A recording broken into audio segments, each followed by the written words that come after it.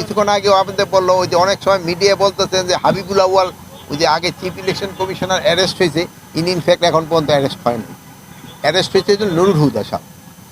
আর এটা হলো গতকালকে উনি ইসে থেকে অ্যারেস্ট হয়েছে, কি জানি বলে এই উত্তরা থেকে। বাট ওনার যে যেভাবে করা হয়েছে যে মব জাস্টিস, এটা হলো কোনো অবস্থায় গ্রহণযোগ্য না, এটা কোনো ব্যবস্থায় গ্রহণযোগ্য না।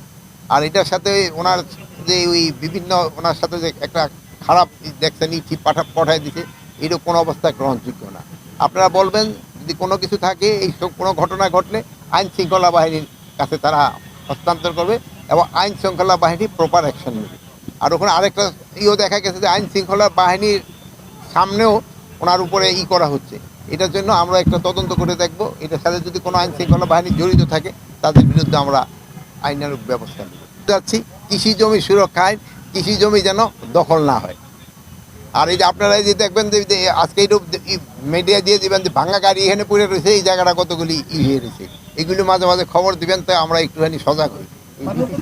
হ্যাঁ, অপরিচালিত ফল না, আমাদের দেশে যে ফল, আমাদের দেশি ফল, এইগুলি কিন্তু অপরিচালিত না। দেশি ফলগুলি যেন আস্তে আস্তে, এই জন্য আপনি দেখলেন না, আমি ওই যে 2টা ফল গাছের কেন বললাম, এই ফলগুলি গাছগুলি কিন্তু হারাই যাচ্ছে।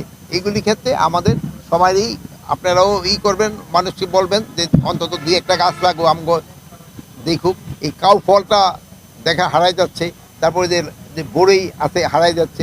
এক সময় কিন্তু লটকন হারাই গেছে, কিন্তু এখন আবার লটকন কিন্তু খুব পাচ্ছে।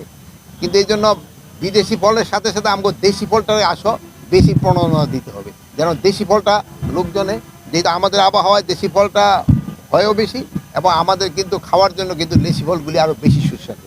আপনারা ভালো থাকেন, দোয়া করি, আল্লাহ হাফেজ।